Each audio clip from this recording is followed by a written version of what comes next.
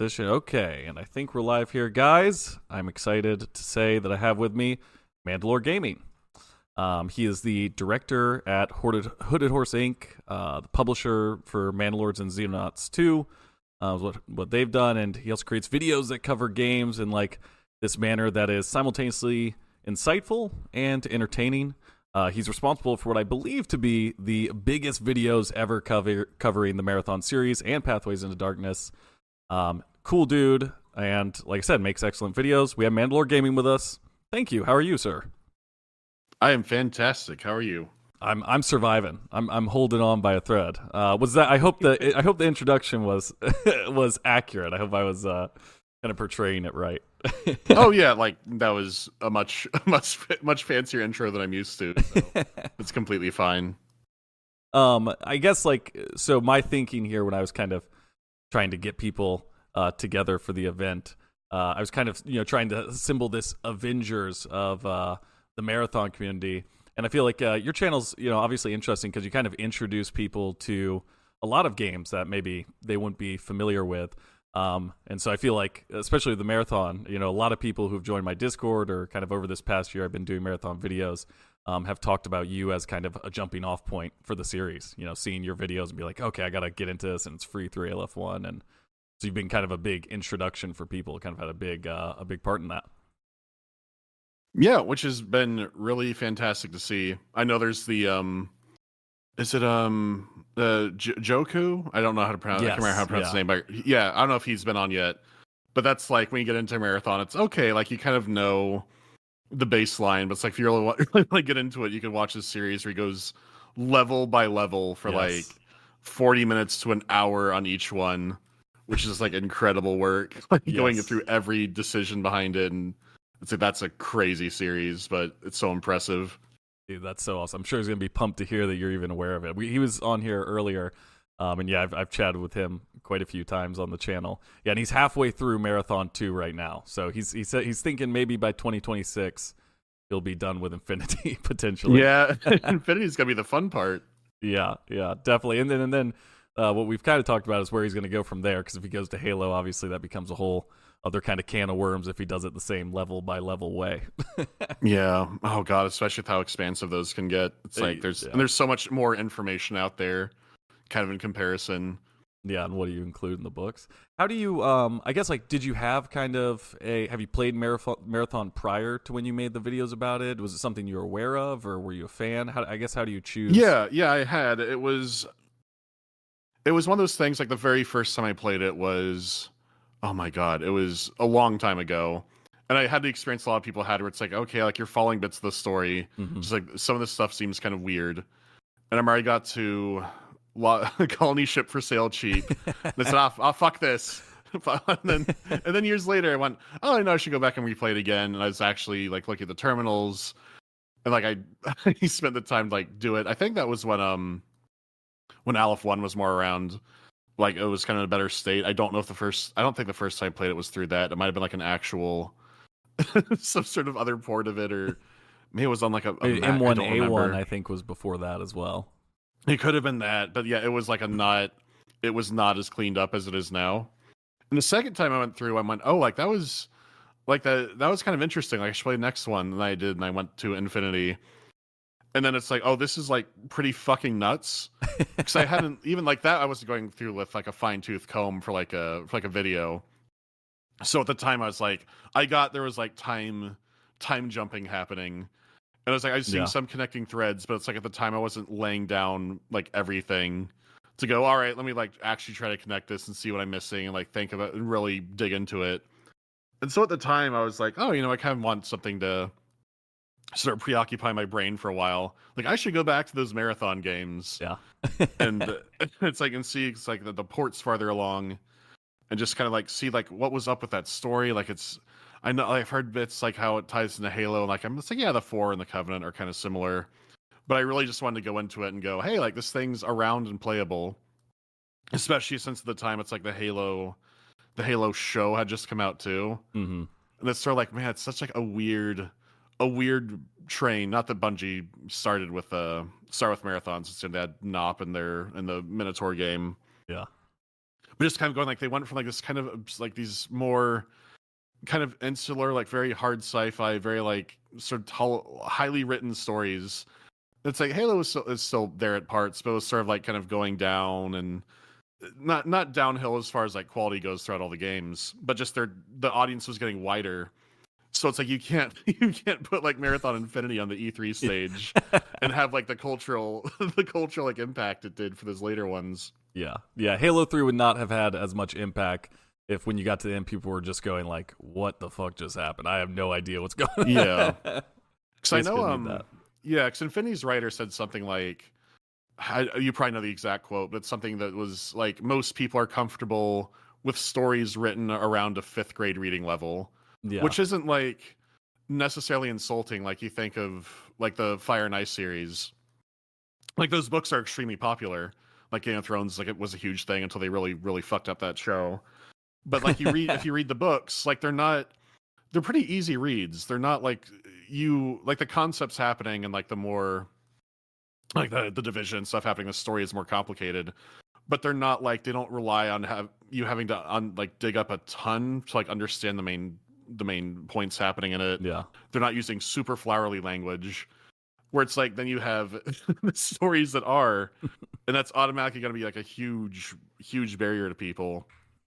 Especially with Infinity, where it's like you come off 2, where 2 was a lot more, I don't want to say simplified. It's a lot more direct compared to Marathon. I think what we've been saying throughout the stream, because this has been a 30-hour Yap session, we've been saying Marathon 2 is like the Indiana Jones adventure, where it's like we're going all over this this alien planet, and we're tramping it's a good way of putting it.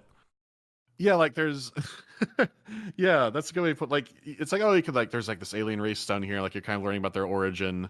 There's like some stuff to dig into there, but as far as like your relationship to it, it's a lot more spelled out, which is nice for people who are like, oh, this was too much, and it's like, oh, levels are, so the flooding stuff is weird, but they're not quite as labyrinthine. In fact, Labyrinthine is a fucking terrible horror game I've played recently. That might not be an actual word, but just sort of the outline of it is more. It's like if someone had really liked Doom, it would be easier to get them to play Marathon 2 over Marathon proper. Yeah. It's also like a little more polished up. It's a little more like you don't have that much of an ice skating effect moving around. Yeah. But at the same time, it's like you lose that music. It doesn't have quite the mysterious like energy to it the first game does. Where it's like it's still there, but like you said, yeah, it's sort of an Indiana Jones adventure. Where it's more like, oh, cool, this is still in the same setting. You're getting some good reveals. But it's the most direct, the most direct story on it. Yeah, which leaves like bits for interpretation and not a lot. I think even thinking about videos on it, I think people go back and they'll rewatch like the video on the first game. They'll rewatch the video on Infinity. Like I think they have about the same amount of views. Actually, yeah, they do. They're exactly the same. Mm-hmm. Marathon 2, 700K people watch that. 700K less people watch that one. It's like, yeah, it's like you watch, it's like you see it and it's more direct. Yeah. Makes more sense on that initial viewing. Yeah. Whereas people, I think, like leaning into more to things like not making sense. Like even more people were rewatching Pathways into Darkness or Marathon 2. Just because it gives you some room for interpretation. There's a lot more things to chew on. Which is like Marathon 2 has some, but just the amount is so, it's so much smaller compared to everything else. Yeah, you don't need to bust out a kind of multi-layered flow chart to kind of start to theorize about what's going on in the game. Yeah. And you're saying that, like, obviously you're kind of aware of, like, oh, Durandal and these AI kind of plays into Halo, or it's Tyan, maybe Cortana letters, some you're aware of. Mm-hmm. Were you exactly. Were you kind of, like, aware of, like, the Hamish Sinclair side of things, where this guy has been there for, such an extended period of time documenting and such? Were you aware of that kind of aspect of the community prior to making the videos? Is that something that you kind of came across? The second time I went through the game, which, oh man, that was more recent. When I say more recent, that's probably still 6, 7 years ago. It was still a while back. So I remember hearing about this website. I didn't know how far, like when I'd heard, but I didn't know how far back it went. There's like, oh, there's like some like weird things about like the terminals. Because like the Garrett White thing was not something I found on my own, but I'd heard people like mention it, talking about Marathon, like, oh, there's like this crazy hidden level, like this weird like short story in it, and so that was how I found it. And that was like, and because the organization of it, when everyone these days is used to wikis, it's not like you click on the 4-page for it and it has like everything lined out. They appear in these games. Where it's like, I think there is a marathon wiki somewhere out. Like I think there's like a fandom page or something. Yeah. It's not very fleshed out because most people, which I think is really interesting because most people I don't think are really engaging it with that kind of way. Where it's like, oh, I just want to look at the wiki page and read like a summary because so much is like, yeah, you can have like a loose plot outline, but so much is up to interpretation. But also it's like there's this kind of community sentiment around this website, I think, where it's like they kind of don't want it to be like a clickable link that just sort of spells everything out. It's more like, oh, you should go to the website and like you're kind of reading a page on one thing, and then he might have like a hyperlink or he's making connections to some other page. So it's still like making you kind of do like this almost like old school way of researching the game compared to having like a really convenient way of doing it, which is a lot more organic, and it's something that like that not many games have. Like I can't even think of one off the top of my head that's still organized like that on that side of things. Because just like the wiki format's so much more convenient. But even games like the Souls series will have a wiki page, like all these interpretations on it, the trivia, like all these possible background links, item descriptions, or everyone has combed through it and like found everything that could possibly connect it. Which just it takes away a bit of the magic when it's sort of handed to you that directly. Like even doing the videos for it, I was like, okay, when I start outlining these, which went quite a bit before the videos started, I went, okay, like in like maybe some previous videos or something, I'll have like some call forwards to it. Like I'll put in some lines that like don't seem kind of nonsense or like weird or don't mean much until you've gone into the later videos and you realize that Marathon Infinity is about timeline jumping more than time travel. But just that, oh, these things, like, there's this cyclical, better is a way of putting it. There's a cyclical story to it.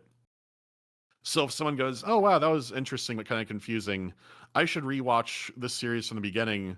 Then lines that made no sense before or just seemed out of place or like an editing mistake, suddenly they all come together. Where it's like, oh, shit, like that, wait. Like, I thought that was just like a throwaway line. Like, one of my favorites was at the end of the Infinity video, I said something like Marathon ends and the story passes away into myth or something like that. But it was like a complete throwaway thing. They started doing myth videos. The people went, oh wait, oh fuck, wait, you literally meant myth. So I wanted to kind of keep that aspect of it because, well, I dug into a lot and put in like some interpretations of the story. I still want it to have like a bit of discovery element to it, compared to like having a dig into every single, like compared to dig into everything and like making this gigantic video explaining everything to the best of my ability. So like I would still prefer if some people played the games, like even not talk about Garrett White until the Marathon Infinity video. Just having some room for people to still go into things and like not touching the side plots as much, like the whole Bob side, like the whole sort of Bob arc in Marathon 2, or like the Nar prophecy in Infinity. Like just having some element, just some videos, I think, not that they're bad, but they're almost so comprehensive. There's almost no draw left to kind of explore some games, which is when I do those kinds of videos where it's like usually they're pretty bad adventure games or something where it's like, I can't see anyone who should or want to play this game. They'll kind of go more into that stuff. But for this, it's like, no, I want to leave it open that like this is still like fairly surface level as far as like there's like an interpretation for an Infinity, but I still want to have a sense of if you play this game, you're going to still find really interesting stuff inside of it. Yeah, and it's cool that you do that because I mean, just like what you're saying, that kind of all falls in line with the kind of core thematic elements of the game. So having it built into the videos, I do feel like maybe is one of those reasons why it's such a good entry point for people to come into the series or into the community and they start, kind of digging into some of these things. Because you build the kind of ambiance of like, this is a mysterious world that is open to interpretation, and there's a lot there to kind of uncover, and that's kind of the joy of going through it, which is kind of somewhat unique maybe to that kind of style of game, this kind of classic FPS from the 90s. Yeah, like what Talishar in chat just said, like he'll start going down pathways into darkness. Yeah. Like, yeah, that was one in the first marathon video where they were literally dark looking pathways. People are like, oh yeah, that's true. And then because doing the pathways into darkness video was a fairly later choice. I said it because looking at the game, I was like, I don't know if I'll be able to get this running, and I didn't. I had to like find the port for it, which is still around. I think it got a little bit of updating because that was like. I was like, okay, I could do Marathon like 1, then 2, and Infinity. Well, what if I did like Pathways into Darkness, and then, hey, guess what? This has some Marathon tie-ins, just to spring that on people, and I think that hooked a lot more. It wouldn't have otherwise. Because if it was like a trilogy and someone's like, I didn't care for Marathon that much, it's like they're probably not going to click on the Marathon 2 one. But then they click on what seems like another game. It's still we got you. the same thing. You're back exactly. Well. I thought I was away from this, like, oh god, okay, what's happening here? But the fun part about that was that people who started like getting into the game through those videos were putting in like corrections later, which I thought was fucking great. Because for Pathways, there's a terminal in Marathon, one of the fairly early levels, that talks about the 117 Roman soldiers, and it's like the actual story behind it. It's like someone that had like monsters in their control. It was like that loose outline for the original plot of Pathways into Darkness. It was like some like outline thing that they had kind of scrapped pieces of, and that became the actual story. But it had enough elements in it where I was like, oh yeah, like this is mentioned in Marathon. So like if you're playing the things as they are, that's like another very close connection to them. Yeah. But then after people were playing through the games, they're reading through the website. Going like, actually, if you read Hamish Sinclair's website, like that's actually the scrapped like outline for the plot for Pathways into Darkness. Where it's like, yeah, I knew that, but it's like I didn't want to be going, oh, like this is like behind the scenes trivia, because I kind of wanted to have the experience of playing through the game like sort of as it is, compared to getting too far into like into the behind the scenes how they made it, because there were so many other tying threads to Marathon. I didn't want to just like rely on this one thing, be like, oh yeah, this is like a behind the scenes outline. It's no, like, look, there are elements in this passage in the game that still connect to it, even though the full story is, yeah, this was an outline for an old version of their game. Yeah. And I feel like with so much Bungie stuff, there's kind of this through line between a lot of their games and a lot of the concepts that they play with thematically. Like there's a lot of reoccurring kind of things that are very obvious, and some are just kind of more broad, this kind of light and dark idea that even Destiny, they're following we're following the light and dark saga kind of thing. Feels like a concept that is really built upon, you see kind of in Halo and backwards on from that, Destiny is also an interesting one, because I haven't kept up with Destiny 2 in particular, which is also, they make it hard because they sunset earlier campaigns and levels, where it's like, oh sure, I would love to go back and play like Destiny 1 and 2 from the beginning. But the amount that's been scrapped, it's like, yeah, you can sort of catch up with it, but now you almost seem like this sort of viewers or players guide for getting into Destiny. But say, oh, you watch this cutscene on YouTube, watch this cutscene on YouTube, like may watch this like playthrough of this level, where it's like if you weren't sort of there playing it when it came out, it's like, well, are you getting like big chunks of the story? There's still like bits that are just sort of gone, which does make it tricky. But it was interesting to see them, like Destiny 2, like the players who have been with it from the beginning, and they were picking up all sorts of stuff from these, which of course I would have no clue about. We're like, oh god, like they're talking about, like, wait, this passage about like the garden, like there's this exact same conversation that happens this one Destiny 2 expansion. Like all these threads are still going throughout their games, which is kind of crazy when it's like you have different writers. They have completely, like, there's Jason's still there, but they have completely different people start doing the nitty gritty, where it makes you wonder, okay, is Jason mandating that, or are they still going through on their own and picking things out to connect it? Is there some like badass Bungie Bible somewhere that's very confidential and has like some sort of big overarching plot concepts that need to appear? in a certain order. Yeah, exactly. Just just thinking of his Jason Jones's like history with it. It's like, yeah, he's been basically helming the company, oh my god, since since I think it was back in like just the Nop days. Yeah, So I believe Alex Seropian may have done Nop, and then Jason Jones was making Minotaur, I think, and then maybe they came worked together in like yeah. 91, I think. Yeah, where it's like it's still him. It's Yeah. like how many other companies are, especially game companies, where it's like since like 1991, where it's the same guys helming the company who was programming the early stuff, but saying those story elements are still popping up. So it would be interesting. Like I don't know if he's the one sort of going, like put this thread in here when like he reviews materials, or if they're all, or if they're internal sort of. The way they go about it is, we should look at our past stuff and make these threads. I have no idea. Yeah, I have you ever looked at the Marathon scrapbook? It's something that was assembled by Hamish Sinclair in the late 90s. Have you ever seen that? Yeah, I have the I actually have not the what is the box? I have the one that came with. Oh, okay. I think there's like a big cube collector's edition of it where it's like a vertical cube. I have like the longer one that has a scrapbook in it. That's awesome. Yeah, because I was going to say like that, exactly what you're talking about, especially kind of getting the disparity between Sony-owned Megacorp, Bungie, and these guys writing, bug lists on Pizza Box and doing these audio recordings with their PR directors. It is crazy. It's an insane thing to see. Yeah, that book is fantastic. And another example of kind of how involved the community has kind of always been. I mean, specifically Hamish Sinclair, just kind of putting that together. Yeah, like he's the amount he's sort of not his hands in, but the amount he's sort of influenced Bungie is kind of insane to think about.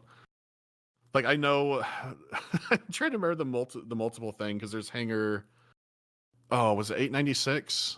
I'm trying to remember the number for the headless bodies. Oh, okay, yeah. Because I know like one of the things about Master Chief was like they've had 117 as a number. Like actually, if like you multiply it by this, it like makes out Hamish Sinclair's initials for something. Where it's like actually like this other number is like a shout out to him. It was hats off. There's hats off to Oh my god. Hats off to 819, as Talishar put it. 819, yes, that was it. That was the hats off to 819. That's the Hamish Sinclair shout out. But they're like, oh no, like actually 819, there could be more to it. Where it's what do you mean? That's like, 819 is divisible by 117, and that makes 7. It's like his initials just happened to line up with the 117 number they already had in there. Yeah, he's probably a rampant AI unleashed by Bungie in the late 90s, probably. Oh, Joku's in the chat. Joku, I don't know how to pronounce the name. I was talking about him just earlier. He's got a great series on the levels. Yeah, Joku is the man. Yeah, Joku was on here earlier as well. Yeah. Oh, yeah, because you said you'd talk to him like frequently. Do you have like a favorite Marathon game? Like, is there one that like stands out to you pretty far and above everything else, or is it kind of like as a series you kind of appreciate it? Or it's kind of hard. I do appreciate it as a series. Each one plays so differently, which sounds a little insane to say. Like 2 and Infinity are probably the closest as far as like a tool set and how the game plays. But like Marathon 1 feels completely different from 2 as far as like an experience, because like it's like the control, like it's more smoothed out. You have a different weapon set. Like the visuals look different, and so you would think like, okay, Infinity and 2 should be closer then, but with with Infinity's story and like the tone of the levels, like they went from they're kind of on this alien planet with like these brighter colors, and now it's more like it's like black and gray, and like some of them look fucking miserable. And there's like the dream levels, like there's these surreal elements, but they're surreal in a different way from 1. Where the Marathon just felt like this huge labyrinth, but it was still man-made. Where Infinity feels more like some kind of horror game. Like you'll see like the walls moving around and stuff. Yeah. Where it's difficult to sort of single one out. as far as having a favorite, because it's like I could go, oh, like one is such like a great, could be a great standalone story where it's okay, this AI sort of escapes out to, it goes off on its own with a stolen alien ship to try and escape the end of the universe. You could play that and it's like a complete thing. But like Infinity's ideas are so, like, there's stuff that intentionally, as you know, like kind of breaks past the barriers of the game and is more inspiring and creative than than before, because it's about sort of breaking out. It's more like just a redressing media in general. Like it's breaking the shackles of it. Where like meta stories like that were, I don't want to say unheard of, but they were not around. They were not around much in that time period for a game to go. Like I guess you'd have like Cheetah or whatever, where the game master gets pulled into the TV, but that's not like stuff like that doesn't really count. Where the game knows it's a game, where it's more questioning how you engage with it, and like saying how you have creativity too. You've done all these things. So if I had to pick one, it would definitely be Infinity. But Infinity isn't something that could work standalone, I don't think. As far as like if someone got into Marathon, I was like, okay, I've heard Infinity is the best one, so I'm going to start there because it's like the most batshit level design as far as like as exploring around in it. Like there's characters, a story you don't know, and it's like their motivations are changing every few levels, and you don't know why. Because like even playing through Marathon, getting there, Infinity's still going to be confusing. It's like you might not even be considering materials like, oh, I'm going to read the manual before playing the game, because, who's not many people still doing that on instinct nowadays. So it's like, it's such a play through the trilogy. It's like you have to play through the trilogy and make sure you read the manuals before you do each time, or read the blurb at least. Yeah. Yeah. And I mean, sometimes also like, kind of something you did a really good job of pointing out in your first video is kind of the disparity between what you read in the manual and then what you literally experience in the first level. And to a certain extent, I kind of feels almost intentional, where it's like, okay, the security officer like just almost got killed by Durandal. He's aware that he's even calling him the word crazy, which for an AI is probably a big red flag in this universe.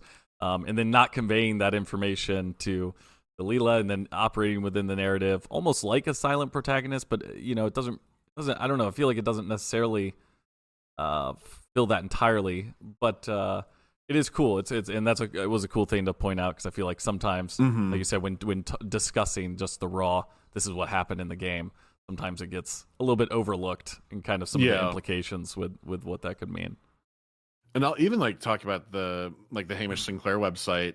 That was also tricky for Infinity, because throughout the series, I was mainly going, okay, I'm going to try to not, I don't want to just be going to the website and like reading everything off of it and then just plugging that into a video. Yeah. So I was like, I want to see like how much I could interpret on my own, which for Infinity was kind of a fucking nightmare. Because I wanted to have the flowchart in, and I eventually talked with Hamish Sinclair a bit, which that was in the video too, but he's a really nice guy. Yeah. Because I knew like, by playing it with the three different dream escapes, I'm like, well, there's no, because I know some people say you're bouncing between two timelines in Marathon Infinity, but just playing through it, I'm like, there's no way it could possibly be two. And I was trying to figure out like how many there could be, and I was like, okay, I'm approaching 7. I think I nailed it down to I think it was 5. I was trying to going through. I'm like, okay, it must be 7 then. But what are the ones I'm missing? And I think it's okay. There's 2's story isn't really followed up on, even though that's outside the game. I guess the ending of 2, that is its own timeline, I guess, because this is sort of outside of that. And then reading through the manual and then going back to the first level, and there's that immediate contradiction about whether or not you landed to fight the 4. And so I went, oh god, this the second timeline is the blurb in the manual, because the immediate screen you get talks about the space battle, and these events aren't mentioned. So it's okay, there are 7 timelines.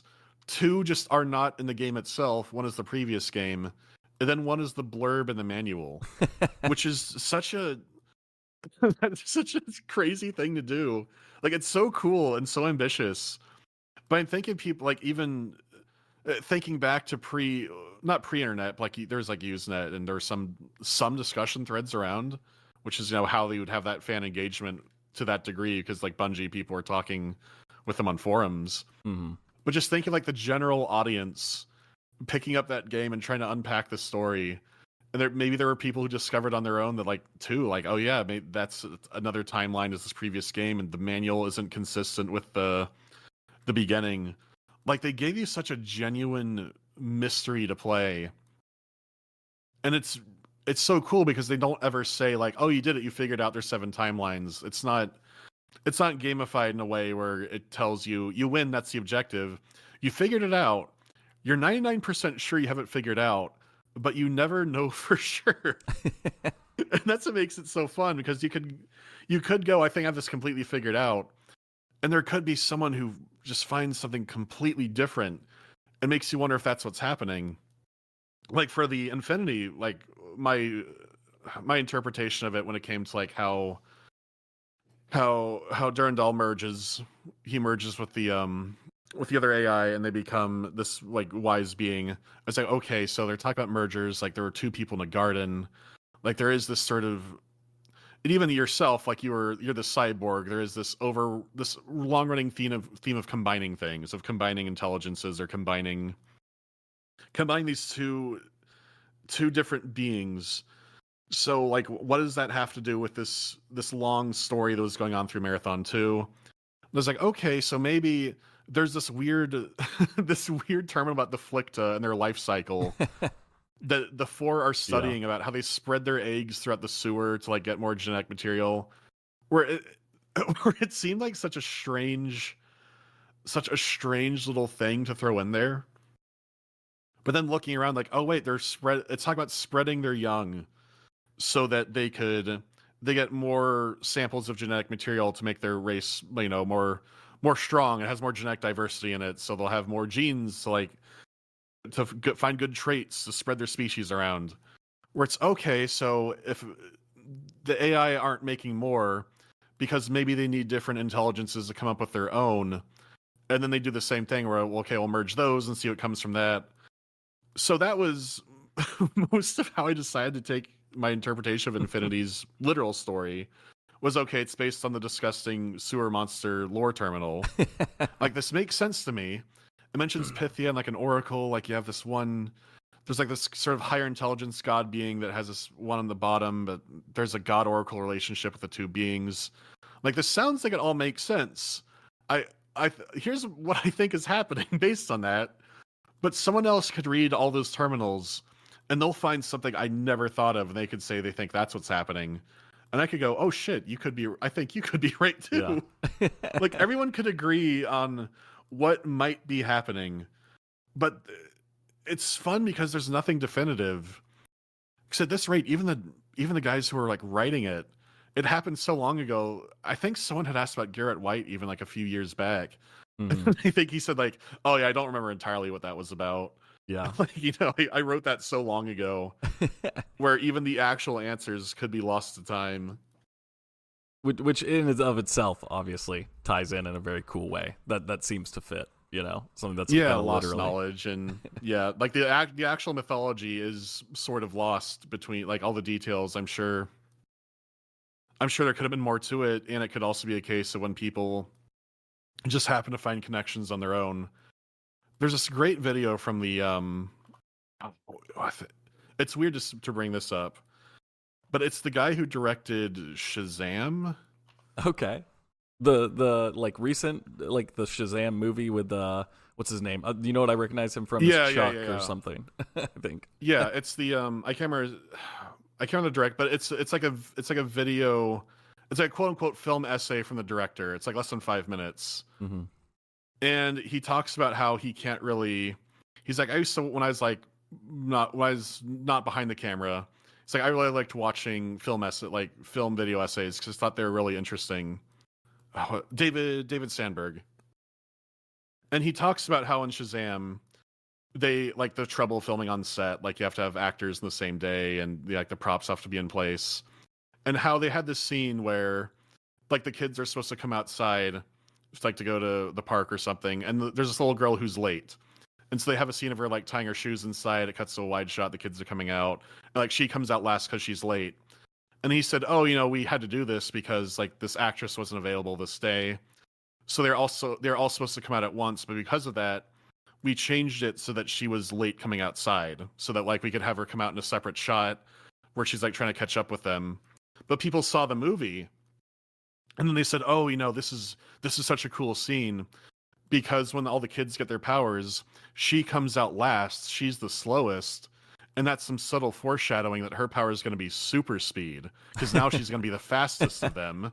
And he went, "Oh, yeah, yeah, that's what I meant. Yeah, I meant to do that."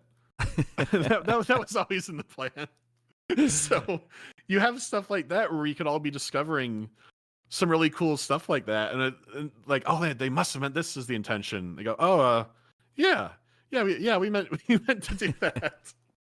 I feel like that's hard almost to do thoughtfully, to kind of this idea to like replicate these gaps where people can kind of fill in a narrative that's greater, but I guess that is something that is intentional and so, in a lot of ways where it's like, hey, we need to intentionally create these areas where people can expand on these concepts and kind of come to their own conclusions. Exactly. It's like you could come to an empty area that's like, "Oh yeah, you've had this huge dramatic fight, and now you just go through this emptiness where it makes you reflect on the fight you just had, and there's no greater treasure or reward here." And then you talk to developers behind it, like, "Oh yeah, there was supposed to be a boss fight in there, but we didn't have the budget for it. Like it got cut last second. We didn't have time to redo the level, so we just left the fucking arena in there, and then you can just walk through the door." But then people will find these. They're like, "Oh, it was meant to. This was always the intention." It's like, no, there were some production problems there. Which, especially working directly on games now at Hooded Horse, like that kind of seeing sort of how the sausage is made more directly. It's like that kind of thing is so prevalent, where it's like, oh, like this thing was like this genius thing was meant to be this way, or like, oh, like, oh, like, or this like sort of shortcut that had to be made was like, oh no, this is to. It's like that because you're supposed to engage with this other feature, where it's like, no, there were just production problems that cropped up. But it's cool that people can find. Even in those can find meaning in them. It's like it's not up to it's probably not. I don't want to say not my place, but it's like I don't have to go, "Oh no, like it's not meant that way. That was just a cutout thing." Like the fact that people find those connections is really cool, which is also what David Sandberg was saying in his video as well. Just like it's that was what happened was due to basically things going wrong in production, so he changed the scene. But because this thing happened, now there's this other cool element of the movie that people can find meaning and like interpretation in, and it just sort of came from the movie itself by engaging with it and not anything around it, which is really cool. That it's sort of making it. It's like David Lynch said, the film is talking, where it's like it's now its own thing that you can engage with, which is just really interesting all around. Yeah, well, and I think that is something that makes things stick out. Obviously, and we've kind of joked about this a few times on stream. I feel like most game conversations come back to Dark Souls in some way, but just this concept that like a narrative emerges, from it that isn't always intentional, and that's kind of like a key factor. But I guess honestly, probably that's a trope that goes back to people interpreting Shakespeare or the Bible or so. You know what I mean? I'm sure it exists farther behind, but obviously in kind of a modern medium. Yeah, it's like since just like Marathon, it's like Marathon does have a main story. Like if you wrote down it's literally happening in Marathon, it's still pretty interesting, but it's not. You don't quite get the experience of it. Where like you said, the Souls games, if you write down what's literally happening, in Souls games, they're probably even less interesting. Yeah, but walk to big tower, hit guy with stick. The flame was rekindled. So he defeated all the people and rekindled the flame. It's like, okay, how do we establish relationships? I'll have some item descriptions kind of connecting them. Like, oh, this shield looks like the thing this boss has. Like, how they lay out these connections is really interesting. But that's also kind of something that fits the wiki format better. Because it's hard to word. Let me think. I guess it's kind of wording like how these events happened. Like, okay, you can now see these character relationships by this like shield this character has is like on this castle, it's like, okay, they should have been guardians for this area, but now they're exploring out in the swamps or whatever, and they all died there. And you could get this event. You get more details of the event, even if it doesn't hugely connect with your story. You kind of understand the setting and what happened in the world a little more in its history, which Marathon also does. But at the same time, it's sort of engaging bigger questions with you. Like even Marathon 1 ending with "I'm trying to escape the end of the universe" is it's pretty haughty as far as just having that come out of nowhere. When it's like Pretty it on the seems like nose. he's being, yeah, it seems like he's being crazy, kind of like counting down the end of the universe. And it's oh no, that's actually his plan. Is he's trying to get out of the universe and realizes he needs to get started now. But the fact that Infinity then takes that, and even two has this element where it is more of a mythology, where it's not finding out what happened, it's also finding out what was literal. And like most creation myths are pretty fucked up and also pretty simple.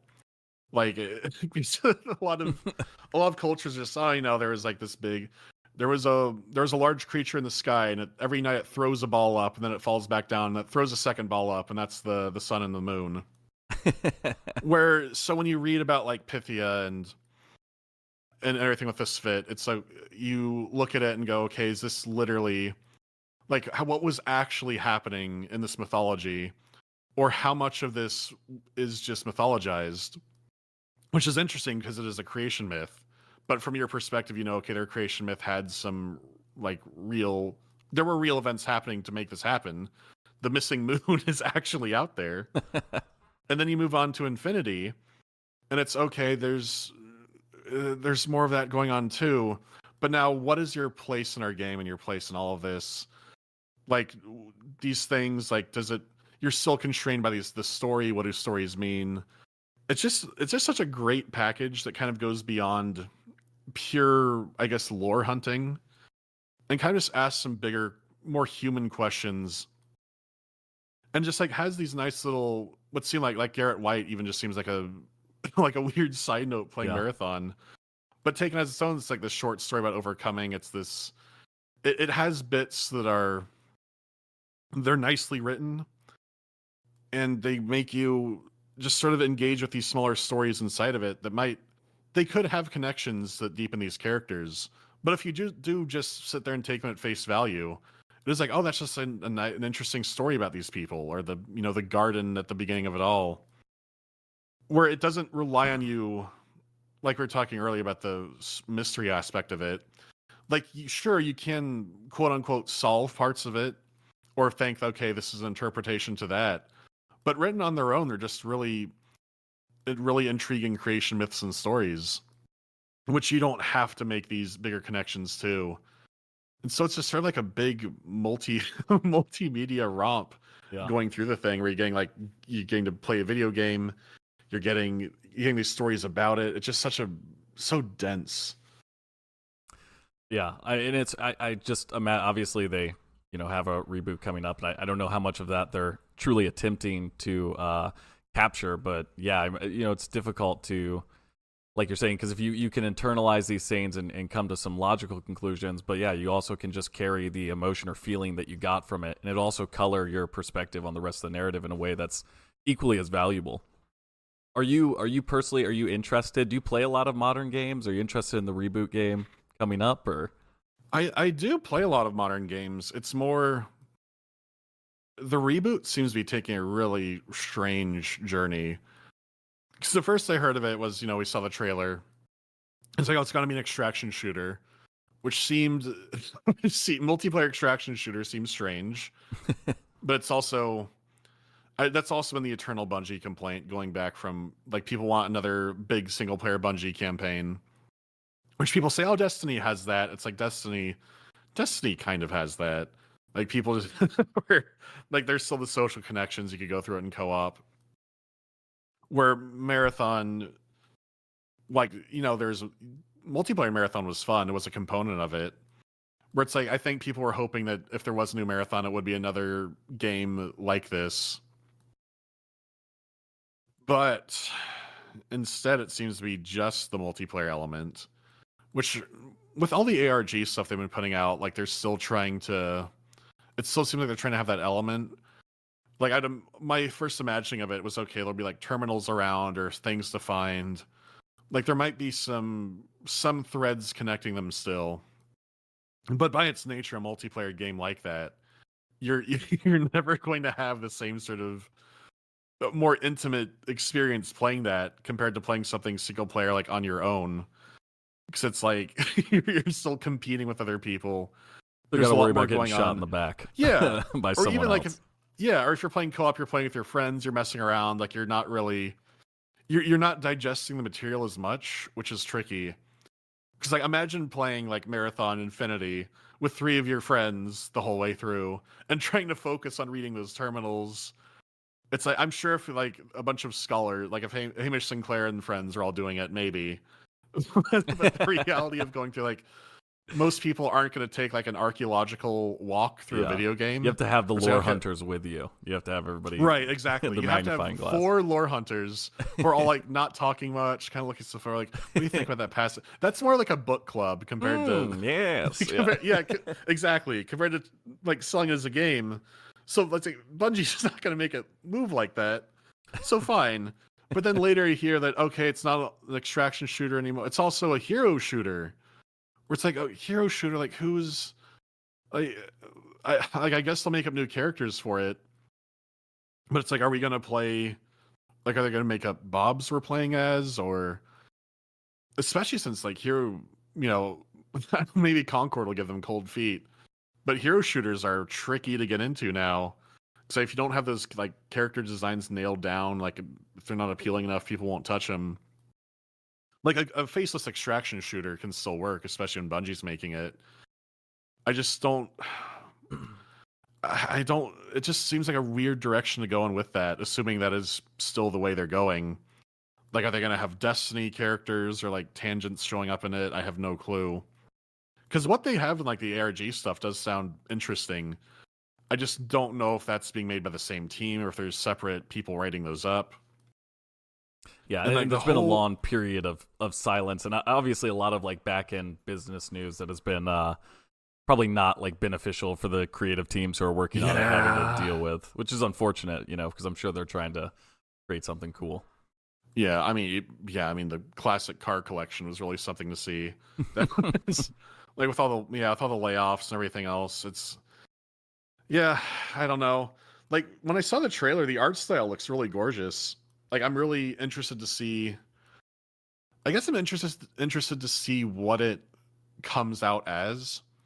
Like if there's a lot of people just who were, you know, understandably upset when the thing came out and that they're hearing it's an extraction shooter, it's a hero shooter. Which, yeah, I get that. I guess my thing with those is that those old games never, like when people get a new entry in a franchise or something that's awful, like you can just ignore it. It's, which sounds weird to say, like they could canonize whatever insane shit a new writer came up with. You can ignore it. Like those old games are still there, not going away. If anything, it's nice they're all on Steam now, so people can play them a little even more accessibly. Which is crazy to say on the website's right there, but some people don't want to go past Steam for that. Yeah. When I spoke with Tree Llama, who's one of the software developers for ALF1 yesterday, and he was talking about how there was kind of like a big difference. People felt uncomfortable about downloading a zip file, but hitting the add to library button on Steam was kind of a easier thing for some people, which is cool. And you're totally right. It's like those games have been preserved in such a cool way, and so much work has been done over decades to ensure that they're easy to play and you know, up-resed, and you can do it in the original format, and you know, it's highly customizable. Yeah, it's probably a generational thing too, because it's like, cause you had like a small circle of people, you know, in the 70s, 80s who were growing up and knew how to use computers. But you had this kind of golden zone for about, I want to say 10 to 15 years, where like they had computer courses in school where people were like, computers were not super complicated, but not oversimplified either. Where you had just enough people who like understand zip files and folder systems. And then after that, you have, okay, Apple has made everything extremely simple. Yeah. They're gating off all like the deeper ways of messing with your systems. So now it's like the younger generation, like you have some who still get into that. like, oh, downloading like this exe, like isn't that like a virus? Like this, like a RAR file. I don't know what to do with this. So yeah, it just being like a click to add to library is more convenient, but it's sort of an eternal struggle, not just with Marathon there. But going back to your question, I guess I'm just interested to see what the hell this comes out as, since we've heard multiple multiple things it's going to be. There's been people leaving the company, they've been shuffling people around. One of the people, and this is surreal. Someone at Bungie had tagged me like I just watched like your Marathon videos are really cool. Like I'm learning about it now. And I looked at their bio and they're like doing something higher level on the new Marathon game, which was a little alarming. So it was like they weren't narrative, but they were like systems, or they were like some higher up thing for Marathon. And I went, okay, so like it's good he's like researching the game, you know, that's nice. They probably rotated him onto it. The back of my mind is like I get why a lot of people now, like, you don't need to have, controversial, but you don't need to have played every game in a series to do good work on it. Like I had talked to someone who worked on Mechanicus. He's a sound designer for Mechanicus 40K Tactics game. Mm-hmm. He didn't know a thing about like Warhammer. He did amazing sound work on it. So he was like, okay, I learned a bit about this. It's okay, it's like a plasma gun, so I mean these weapons kind of sound like how they should. And so with him, it's like he might not be involved with the story, but it's still a little surreal to think that, okay, someone who has engaged, like working in a game, is engaging with a sort of secondary material compared to playing the game, which, because of the age of it and how it plays, like I get that. And if he's not, yeah, someone chat, Mr. Thato saying if he's not in the story department, that's more permissible, which, yeah, absolutely. But it did feel a little weird. So it's like, especially emphasizing like, hey, this is like interpretation of it, where you go, okay, if someone's working on it, is like talking to other people in the office about it. Like, is it possible that secondary material might start polluting the primary source well? Like, am I going to play... Will I or see or play something in the new Marathon that mentions like why the AI spread around the universe? Like, is an interpretation I had going to be canonized in this new thing? Which is like, I don't know if I'd like that, because it's like, well, now I know that some people are in the company are looking at the videos on it.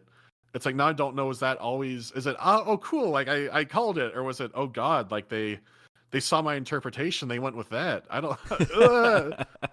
Your power, you have a great, great power, great responsibility kind of situation. Like, oh no, wait, hold on. If I theorize something that doesn't work and people hate it, yeah. At the time, it's like I had no clue they were making another Marathon. But that's also going to be sort of the fun of it. Is it seeing the reaction to it? If it's not if it's good or bad, but if it's bad, it's going to be really interesting to see, because there's so many grift wars nowadays. It's going to be really fucking funny to see the people who have always been fans of Marathon, I've played all the games, who are so offended by the bad new version of it. It's like I know how to, like, it's cool more people know about Marathon now, but I know the old head circle is much smaller. Yeah. I'm excited to see the fake Marathon fans coming out to be mad at it, beyond it just being because you can't just say it's a bad game. You'll always have to have been a big fan of it. So that could be fun, but I'm hoping it's good. I always hope for a good game, but I want to see Andrew Tate talking about Marathon and how it's a sign of our decaying culture, and how the spit were never meant to be portrayed like that. But otherwise, we'll see what happens. We get the Red Pill Sphere doing some Marathon analysis. That will be a very hilarious day. I mean. Yeah, it's just strange. Like, a game, like, if it's bad, it'll be bad. It's like just hearing extraction shooter and then going to, oh, it's gonna be a hero shooter. It's like, yeah, it's like Bungie makes really good multiplayer stuff.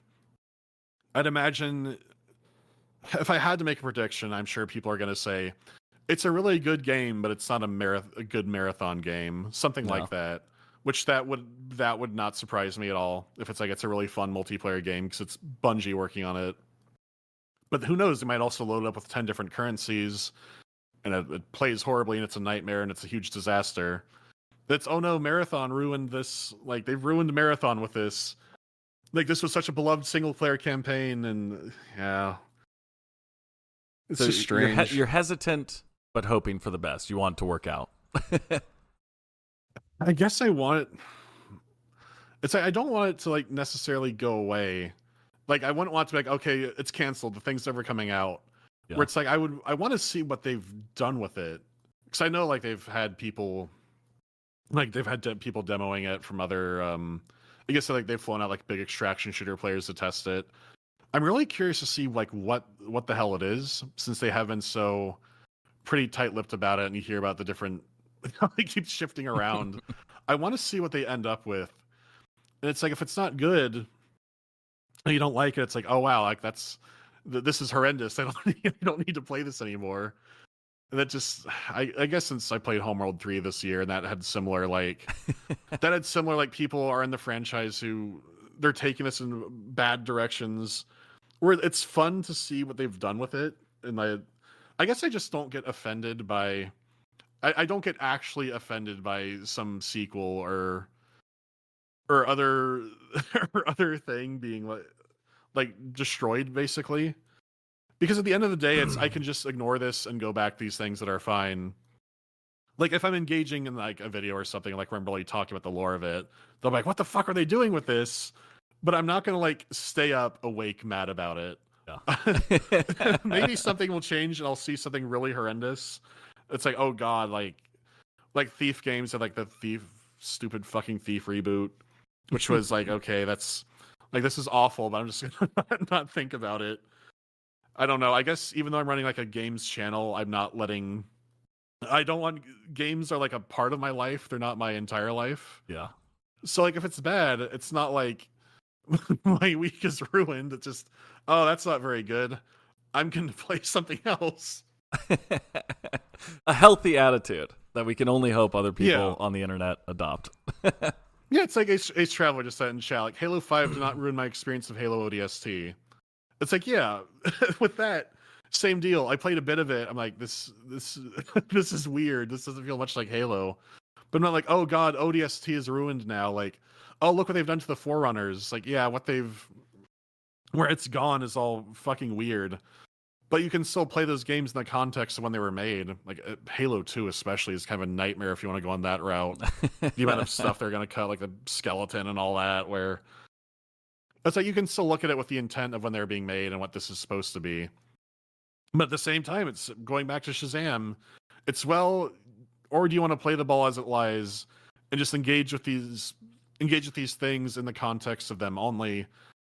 And if you do that, if you're a purist on that, then yeah, the sequels do in fact ruin previous games because you know that, oh, it's all like that. So it's probably a matter of balancing when you take that approach with stuff to remain sane, basically. Yeah. Well, dude, thank you so much for coming on. I don't want to keep you for too long. I really appreciate it. Obviously, like, super insightful conversation. I really appreciate it. Your perspective is super cool. Yeah, and just that's awesome. Do you have any kind of words for the marathon community at 30 years? So I guess maybe next time we do this, it'll be 60 years. So it'll be a 60-hour stream. Well, you can do 40. You can do 40. You're right. Yeah, we'll get 40. You don't have to jump right to 60. I jump right to the double. To go even bigger. Do birthday ones. Yeah. Keep playing the games. Keep finding cool interpretations of it. Make your own interpretations of it. Those Joku videos are fucking great. If you want to see someone go through levels, like level by level, like 40 minutes of that stuff's great. Yeah, basically just keep playing the games and have fun with it, and then see what the hell new Bungie does with their new marathon, and wait for the circus, basically. Well, thank you so much, dude. I really appreciate it.